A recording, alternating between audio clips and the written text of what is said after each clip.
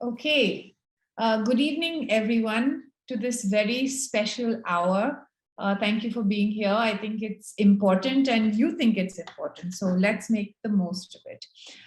Today, we're here to ask some questions about careers and our careers. Are they going to continue to grow and blossom? What can we do to jumpstart our careers? Or what are the new skills that we may have to learn in order to make sure that we have success in our careers? And to do this, we have a very important person here with us. I'd like you all to meet Mr. Arihant Garg. Hello, Arihant. Can you hear me? Yeah, Ananta, I can hear you. Hi, good evening, everyone. So Arihant is a partner at KPMG Lighthouse, which is the Global Center for Excellence for Data, AI, and Emerging Tech. What a pleasure to have you here with us. Arihant has more than 17 years of experience helping clients across industries in business and analytics transformations. During this time, he has successfully led a wide range of assignments focusing on analytics strategy, cloud analytics, big data implementation, advanced analytics, data lakes, and warehouse implementations. So welcome, Arihant. I think I am indeed happy to have you here. And I'm sure that you are a person with your wide and long experience who will be able to help us answer the questions that are in our minds today. Today, really what we're looking at is that in traditional companies, very tech-savvy professionals, not many of them reach top-tier management roles. Okay, traditionally it was always the MBA who was in management roles, but now digitization has changed that. And so the strong digital footprint that companies have, they are aggressively hiring candidates who have a solid foundation in technology and are also able to navigate managerial roles. Now, I'm not sure how that happens, and I'm sure that you do that, Arihant, but it's really difficult. Then how do you, how can you be both a tech person and a business-oriented person? But it is these people who appear to be able to keep an organization up to date. And then before you touch on that, there's one more thing that's confusing me because, okay, so you have to understand technology, how to code, you have to understand business, how to build strategy. And then what about artificial intelligence and all the new ways of machine learning that things are taking over? What do you think? How can somebody, is it important that someone is everything, or what do you think we should do? Thank you, Nandita, for the question. So, see what is happening in the world today. The line between business and tech is actually merging. So, what we used to do in consulting about even 5-7 years back, for any new implementation, typically you would have a consulting assignment where you would define the processes, and then essentially you would have an implementation phase where you will do the actual tech implementation, the coding and platform and all of those things. And this has changed, especially in last 3-4 years. Now, typically you don't do a process thing; you directly go on to an implementation, and process essentially comes as part of the tech implementation. And similar way, if you look at some of the companies like Mastercard, Amex, Walmart, Goldman Sachs. So these 4 companies in particular, and then AWS, we have all seen in our daily lives. So these companies say that they are no longer a banking or a credit card or a payment or let's say a portal company. They say they are a tech company because everything in these companies actually happen over tech. And this is something which is very, very important to understand for everybody. There is a very strong requirement for techno-managers in all the companies today, because every transformation, every business process re-engineering you do, any activation that you do in any of the organizations today, they happen on a tech platform.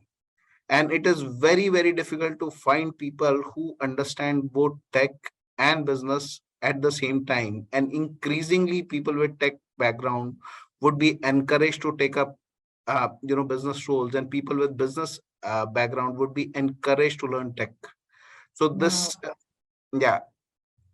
Yeah. So actually at Ideology, we have been struggling with this because this is something that's really important in the market. And that's why we have come together with KPMG to try and find a solution.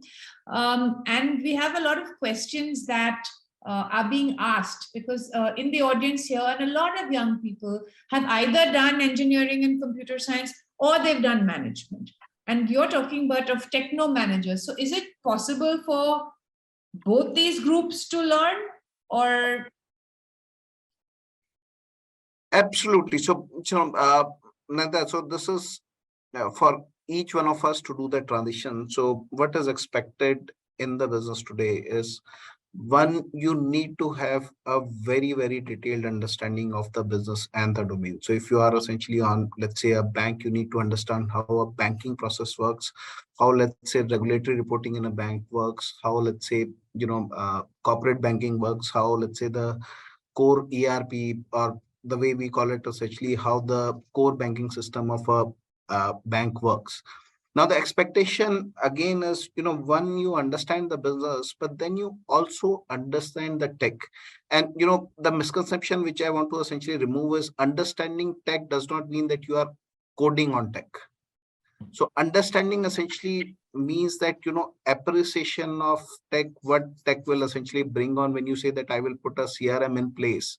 So what are the capabilities that a CRM will bring on, and how will it change the customer journey in a bank or FMCG organization, or let's say industrial manufacturing organization? The objective essentially is, how does these things actually change when a tech is in place, and understanding the basic definition of tech, saying that, what is, let's say, a data lake, what is extract, transform, load, what is, let's say, system of records, what is, so these are some of the terminologies that are being used, but the objective essentially is not to code, but understand these things, and then understand the business platform, saying that, let's say I am implementing a CRM, which is a Microsoft Dynamics platform in an organization, but understanding the impact of that implementation from a business perspective, seeing how it will solve the life, the typical problems of a salesman, how it will solve, let's say, your feet on street problem. I think that becomes very, very critical. Appreciation of that becomes critical. Super. And how valuable is somebody who can actually understand both these? And maybe that's why we're seeing that people like these Absolutely. are rising to the top. Arihant, we have taken some questions from our viewers in advance, and I'd like to ask you some of them. Okay, the first one that I have is that there seems to be a slowdown in hiring in tech globally. So what kind of jobs will remain relevant? So, see, I would not say essentially there is a slowdown as hiring. This is more like a temporary phenomena. So everybody is fearing recession more in Europe than in US, and everybody is actually expecting FY 2023 to be a recession year. Probably the growth will slow down. At this point in time, I think it is in anticipation, people have slowed down the tech hiring, but the kind of things that we essentially get to know today is, if there is a recession in, let's say, any of the major economies, it is essentially, one, it is beneficial for India because more jobs will come to India because it's a low cost destination. The second part essentially is, the more is the recession, the more companies look at cost saving opportunities, and the cost saving opportunities essentially promote big use of technology. Yeah, how to become more efficient, and then technology plays, yeah, plays the major role. So I would say, let's not look at a temporary thing, saying it might be a quarter phenomena, it might be a 6 months phenomena, but this is not here to stay. Super. That's really interesting. And I'm really glad to hear that there are good times ahead in 2023. Absolutely. So everybody is talking about it in a worried way. Okay. I'm a non-tech person.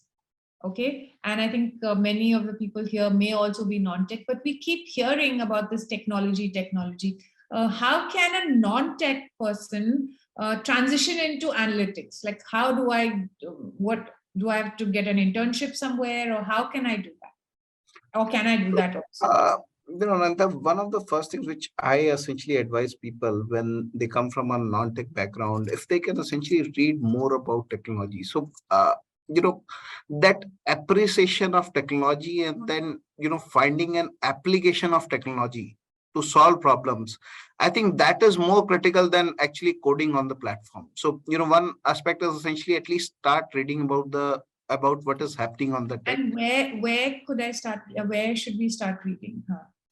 So Nandita, a lot of articles are there. In general, if you do, things like you can do courses on Coursera, you can do courses on a lot of platforms. You can essentially use, let's say, YouTube for a lot of videos. There are amazing videos about people discussing about technology. In fact, some of the things that people can have, let's say, bridge courses as well as very, very detailed courses on YouTube. LinkedIn again is another platform, and then essentially you can join some of the specific courses. But the objective is one, essentially knowing technology so that you can appreciate technology.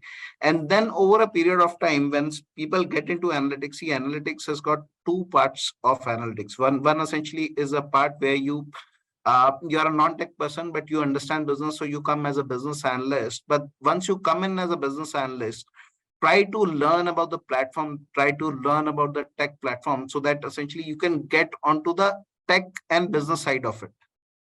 So at this point in time, see, I can, share some of the statistics. So analytics as a sector is expected to be the fastest growing sector in the services, IT services space. So there would be a lot of requirement of, analytics techno-managers, which I would say as a play.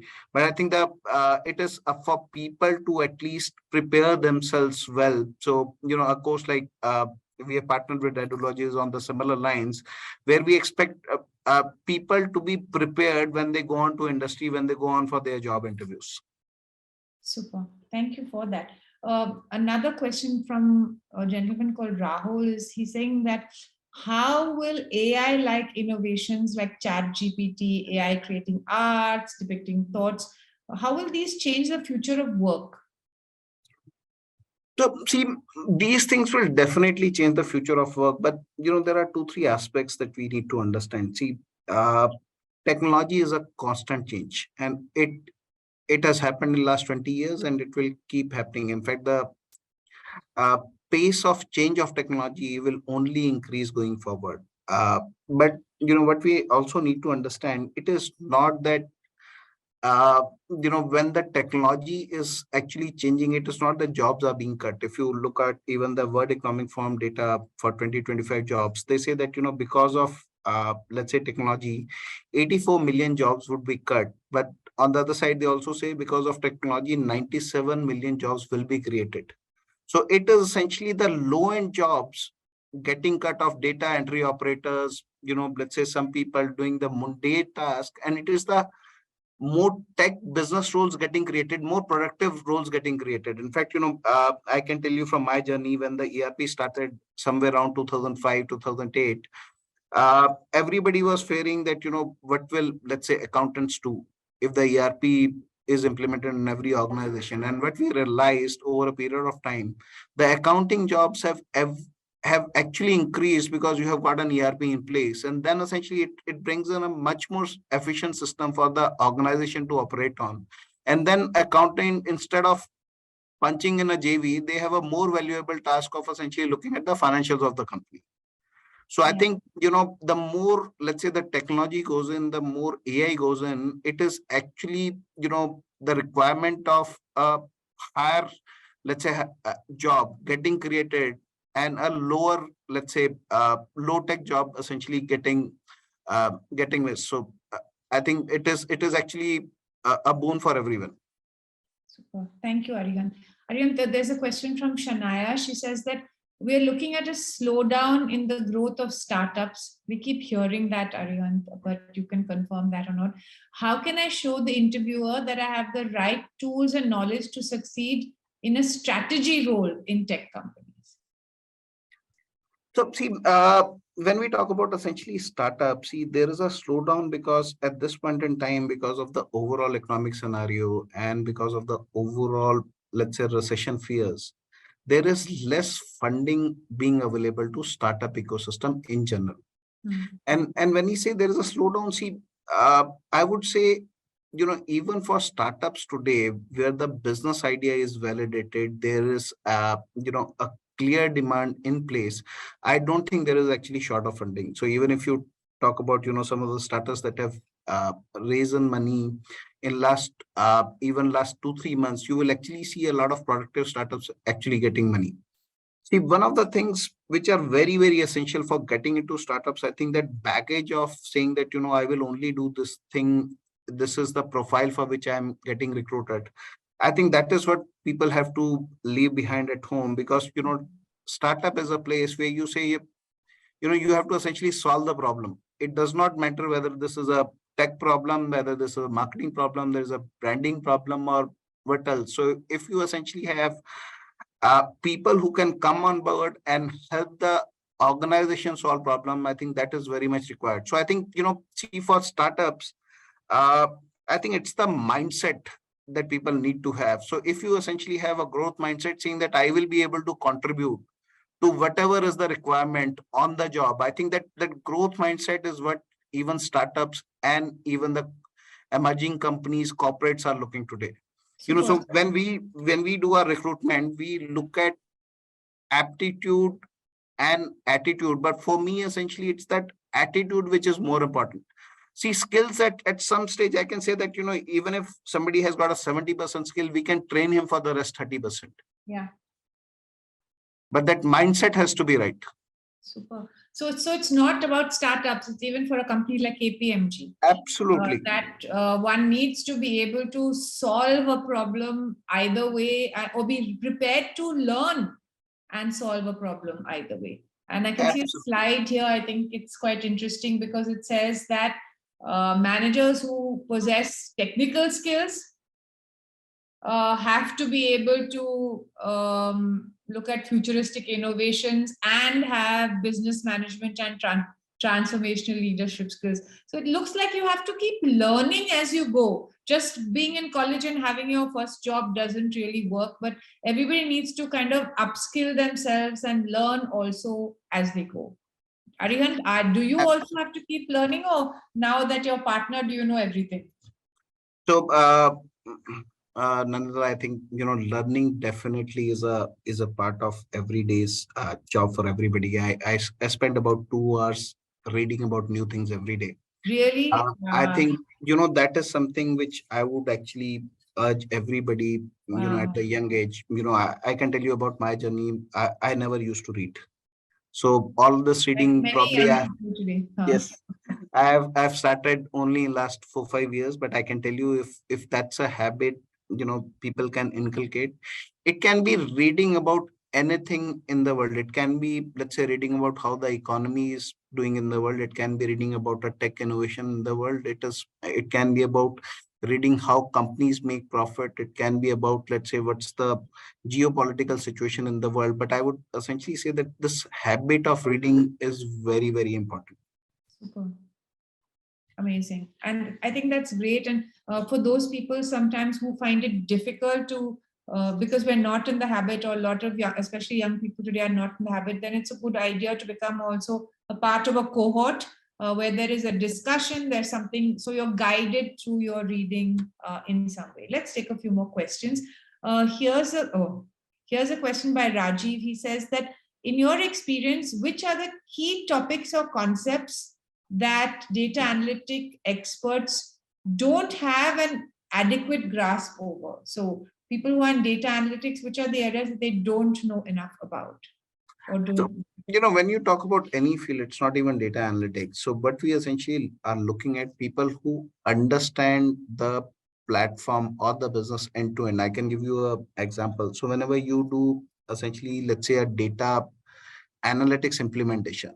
So one part essentially is, let's say, integrating with the source systems like ERP and CRM. Second part essentially is doing the ETL, and then essentially creating the visualizations on top of it so that people can see the graphs on top of it. See, a lot of times we also, interview a lot of people where the people say that, I only know one part of it. But, increasingly the way things are changing and the pace at which things are changing, you would essentially expect to do all the three things when you are essentially doing an implementation. Similar way, a lot of, I would say, analytics tech implementations fail when people say that, I don't understand business. I only understand tech. You tell me what needs to be done, and I will essentially do it for you. Now, the problem essentially with that conversation is, see, if you look at any conversation, there is always something called as a loss of business value in a conversation. So if I do a 5-stage business conversation and it is the developer is sitting at the 5th stage, and if I lose, let's say, 10% at every stage, so incrementally, I'm probably using 30-35% on the way by the time it comes to the developer. So Yeah. that traditional mindset of saying that there is a project manager, there is an on-site team lead, there is a business analyst, and then essentially the developer will never come onto the front. I think that is going. So now everybody wants the developer to directly interact with the business so that he can actually understand what the real problem is and he is able to appreciate. And I think that is where that gap of techno-functional managers is required, where it's not about saying that I'm a developer, but till the time you don't understand business, you will never be able to, let's say, deliver the right analytics. So why in universities do we have business separately and technology separately, sometimes in two separate universities or two separate schools? Because today in the industry, it appears that you have to be able to merge together, have the same, and be able to solve problems which integrate both business and technology. Yeah.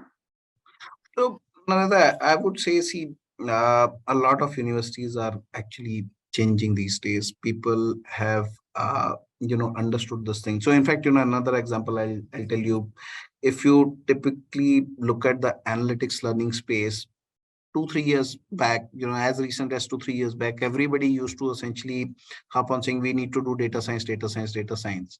And what you see in the job market today, 90% jobs are for data engineers, 10% are for data science.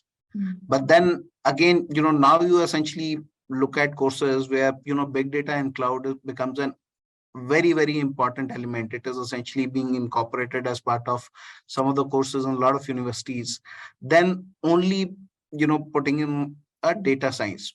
See, this is essentially an evolution phase. The only thing is, the tech evolution is happening at a very, very fast pace. I understand there is a lag between, let's say, what is the requirement today in industry and university, but I think universities are catching up. Super. Okay. So Sachin says that what is the role of cybersecurity in digital transformation? So, see, cybersecurity, I can say today it is considered one of the fundamental pillars whenever you design a platform. See, what we need to understand, it is not about platform, it is about the data in the platform. See, I can essentially have a very, very good, let's say, an ERP system, which essentially have all my financial of the organization. But let's say from a cyber perspective, if there is an attack and that information actually is leaked by somebody else, one, essentially, it is the reputation of a company going going for toss. The other part essentially is there are attacks where people lock the system, and as an organization, you are not able to do anything. So increasingly, as you are getting digitized, the problem is if that digital system is not available, as an organization, you come to a standstill. Yeah. And that is the reason cyber has become a very, very important topic today. And in fact, it is a board level topic. You have a separate job of a CISO getting created across industries. And it's one of the fundamental pillars, I would say, for any organization, for any system that is getting implemented. Okay, super. There's another interesting question, and that's about your organization. So Uday Soni says that hiring in the big fours is very extensive, and that entire, I think, the hiring and possibly the onboarding. So in that process, does that also help people prepare for the futuristic jobs that KPMG and all have? Do you teach some of these skills in your onboarding, or is it pre-hiring that you want people to have these skills? So, Nanda, it's both the aspects. When we see today, what all the organizations also need to understand that, what is required on the job may not be available in the market. There is a, a big tech crunch in the market. So the way you say it, saying that mera wala green nahi milega. So, so the objective essentially for every organization today is how can you upskill, saying that, if I am getting somebody from the industry, from the market, who is, let's say, 80% of tech or the skills which are required, can I, let's say, get him onboarded and get him to a training program where he can essentially bridge the gap of the remaining 20%? And, it's not only Big Four, it's not only consulting. I think every organization has to do that today to basically bridge the gap between the requirement and what is availability in the market. Okay. And because of, Big Four being a consulting, obviously that requirement, that upskilling is way higher than like a normal organization. Super. So we'll take two more questions. One is a question from Savita, and she says, I'm just starting out my career. I have 5 years experience. Which are the two skills, tech versus managerial, that I should focus on building? So, Sunita, I think you don't have a choice of choosing tech versus managerial. So it is about saying that, one is your primary skill, one is your secondary skill. So I can have my primary skill as tech and a secondary skill as managerial, or a primary skill as managerial, secondary skill as tech. Both I are can okay? No, you need to have both. So Okay. there is absolutely no choice. And I can tell you, next 5 years, that choice anyways would not be there. So people who don't understand both the things, probably they might not go very high in the organization. Super. I think that's amazing. And the last question that I have here is from Akash Pandey, and he says, I think he has understood, like I and everybody else over here have understood very clearly from you, Arihant, that both technology and management are extremely important, irrespective of what you've done before, if you want to go ahead in any of these companies. So he's saying that, what is the difference between a techno-management course, like the one we're discussing, and an executive MBA? So I think, the biggest difference essentially is whether a course essentially is giving you both the skills on the technical and the managerial side, or whether essentially it is giving you only the managerial perspective. See, I can say it on record, there would definitely be a large demand for people who can understand both tech and business. And I can also tell you that, a lot of those people are not available in the market today. Yeah. And, so for people, they have to upskill themselves. The better choice essentially is you enroll into a program. And when you come out of that program, you automatically have that understanding of both the sides of it. Super. So maybe now let's go into the program. I'm really happy to talk about today a very special program that has been put together by KPMG for people who want to be techno-managers on the Idology platform. And can I have a slide? Yeah, thank you very much. That talks about it. Okay, so this is what we've been talking about for those of you who have been to our website, etc. And we're saying that this is a course, possibly the first time in India, and we really believe that this is something that is going to change many people's lives. So it's a postgraduate program in technology management with KPMG on the Idology platform. It's a 10-month course, of which 2 months are the capstone project and 8 months are classes, including live classes by KPMG experts. And I'm very happy to say that Arihant is one of our KPMG experts on this course. KPMG has been a part of doing the research towards developing the course, developing the curriculum, and actually delivering the course. The course is hybrid or nearly fully online. There are 2 face-to-face boot camps, and we can learn more about it, or there are counselors who will tell you more about it. So here you go. Taught by KPMG, taught by people like Arihant, and also live sessions for networking with people from KPMG. who work with so many different organizations solving their problems, and have like Lighthouse is primarily dealing with emerging technology. Am I right, Arihan? Absolutely. Super. Also, there are real life capstone projects with guidance from KPMG mentors. A lot of time has gone into putting this together. Live classes on the weekend, and also recorded lectures for those who want to see it later. There's a special alumni group that is a KPMG Idology alumni group that you will get to be a part of. And I think that also promotes what Arihant was talking about, continuous learning, because everybody will go out and work in different companies, but you get to come back together, share what you've learned, learn from each other, and also possibly later work collaboratively with each other or get jobs in each other's companies. And of course, there's mentorship towards not just placements, but also towards personal growth, individual development plans, mapping of careers, etc. And I think this is something that's really exciting. And thank you, Arihan, for being a part of it. Anything you would like to add at this stage, or should I go on to talk about the rest of the course?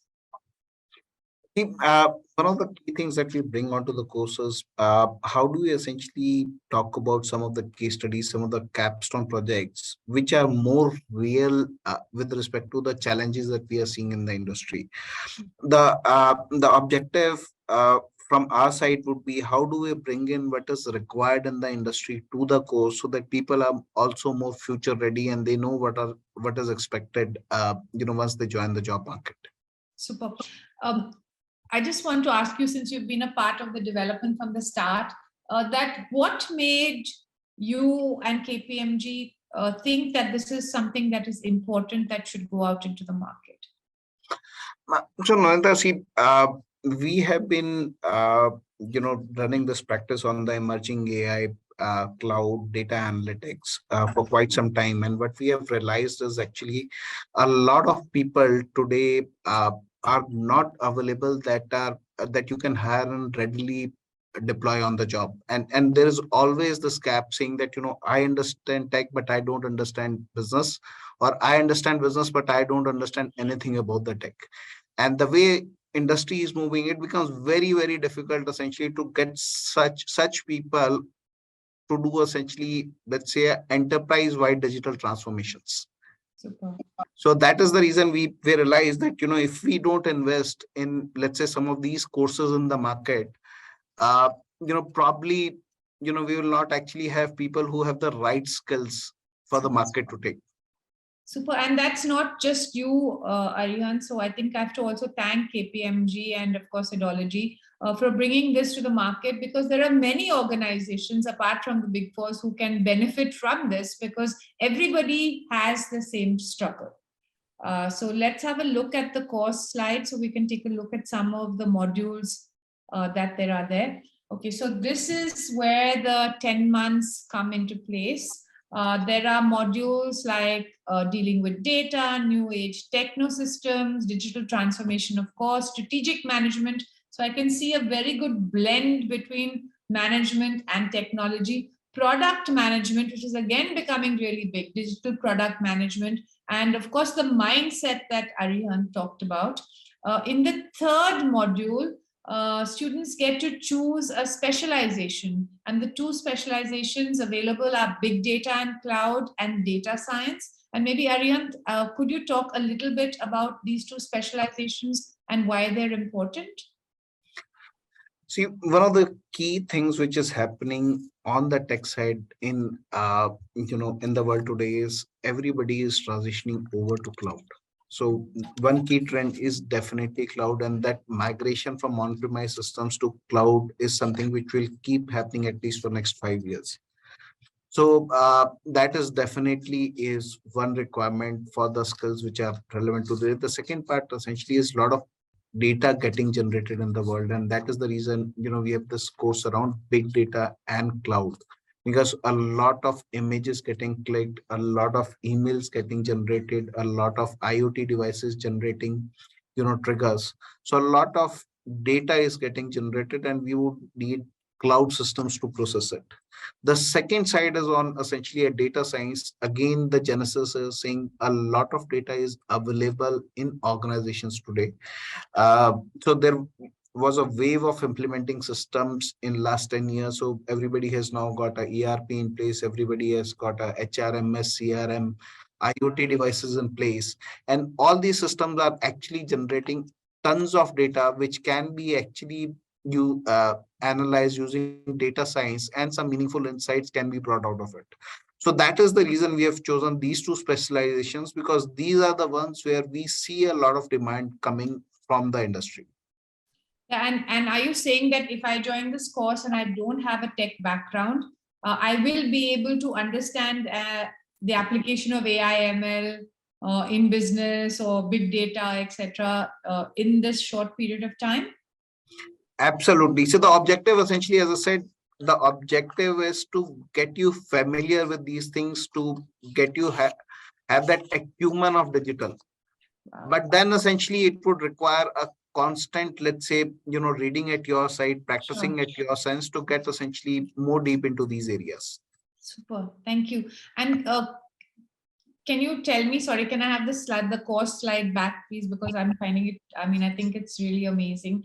Are you able to throw some light on what is the meaning of a capstone project, and how does one do a capstone project online as different? Because I've seen capstone projects at university. So how does that happen online? Yeah.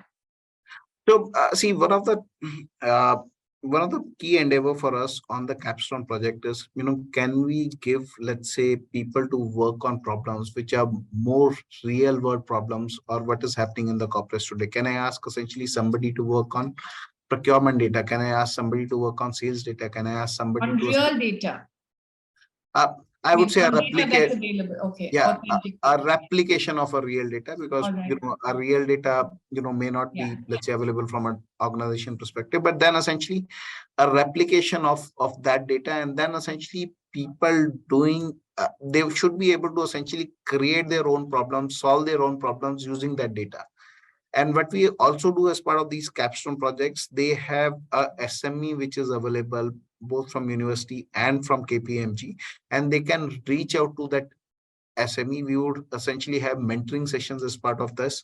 So what we are essentially trying to do is, one, essentially cover the course in module 1 to 3, and in the module 4, we essentially expect them to, what they have learned, to practice them on a sample data set, which is a replication of a real world data.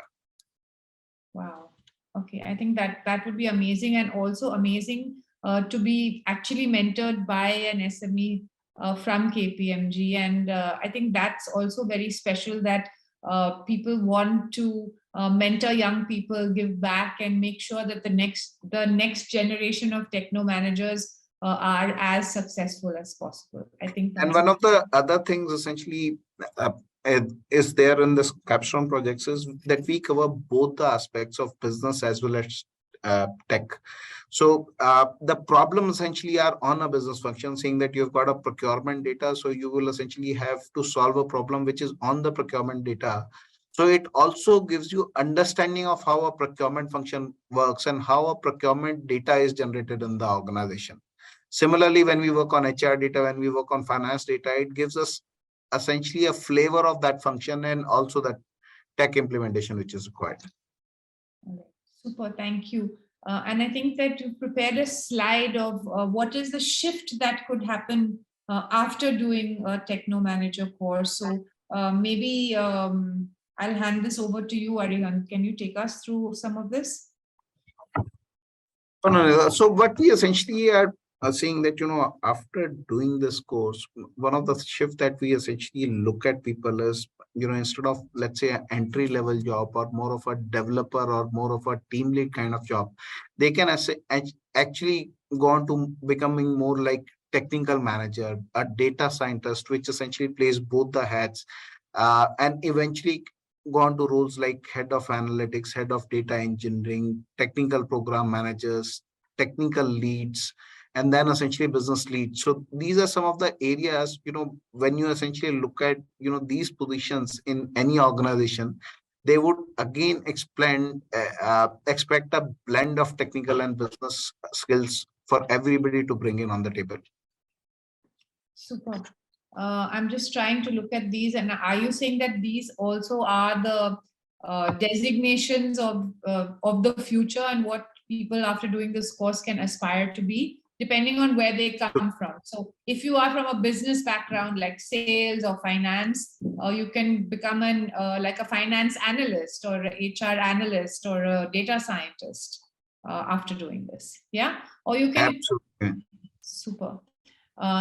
And a business analyst or a project coordinator can go on to becoming a product manager. Yes, because now he can understand about digital products, etc. I think that's amazing. So thank you so much. If anybody has any more questions, either about eligibility or the course, you can ask them. We have Arihant for a few more minutes.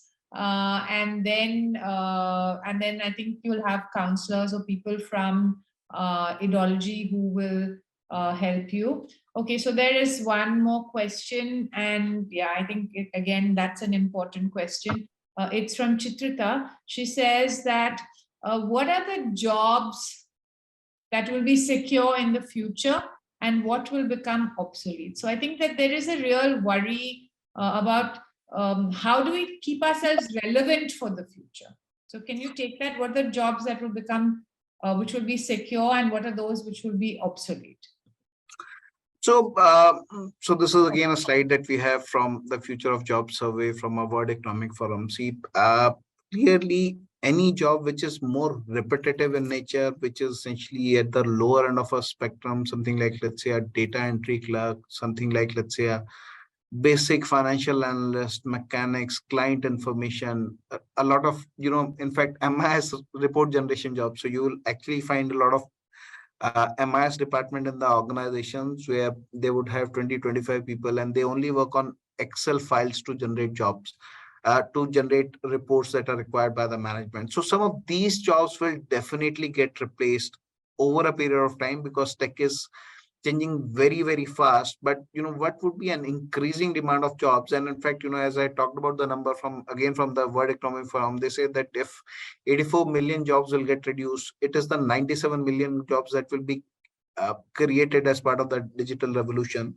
So we would have jobs again on the cloud side, on the data analytics side, on the machine learning side, on general understanding of business and analytics or business and digital. So those are the jobs that would be required in the times to go. And I can essentially tell you that at this point in time also we are very short of people available whom you can have who understand both the skills. Super. Great.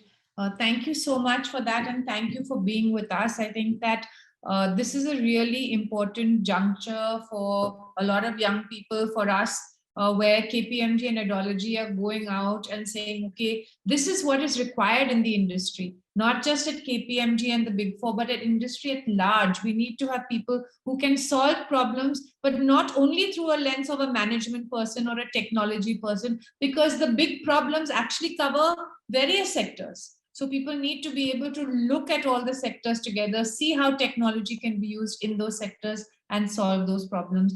It's a very special course. You must find out more about it, and you'll get to meet people like Arihant, possibly closer, ask them questions, and if you're lucky, also be mentored by him or other college other colleagues like that over there. So thank you very much. And any other, is there any last thing that you'd like to say, maybe about the work that you do, what kind of AI innovations there are, what are the things, new things that you're seeing happening, Arihant? Sure.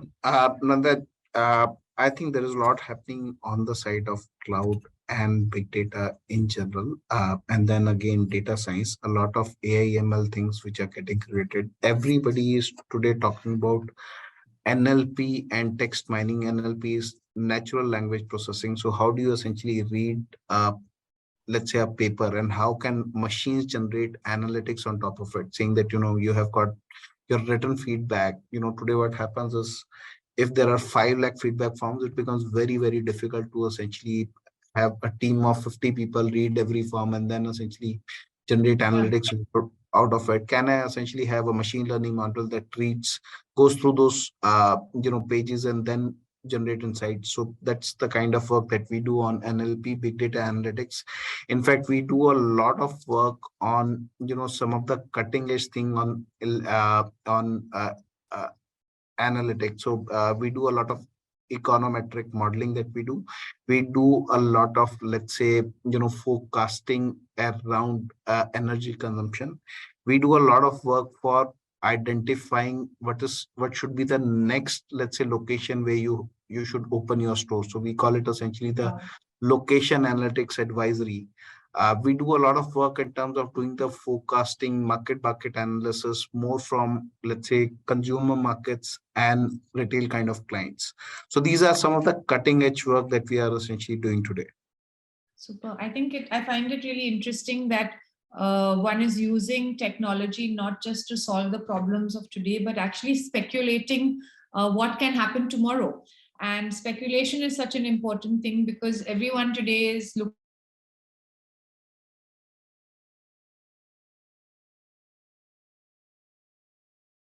AI can help us to forecast and speculate. I think that's something amazing. I'd like to just end by saying thank you very much, Arihant, for being here. Thank you, Idology. Thank you, everyone who's come to listen to us. I hope you're as excited as I am about the possibilities of being somebody who maybe has a BTech and a BBA or an MTech and an MBA all in one, just by doing a course, because that course is being developed and taught by experts from KPMG, and that's something that's really special. Thank you for being here, and thank you, Arihant. Thank you, Ideology, for having me and giving me a platform to share my views. Thank you. There are some links in the chat box which would let you go on to get more information about the course and also more information about the area in case you're not yet sure that you want to do the course. Okay, thank you. Thank you.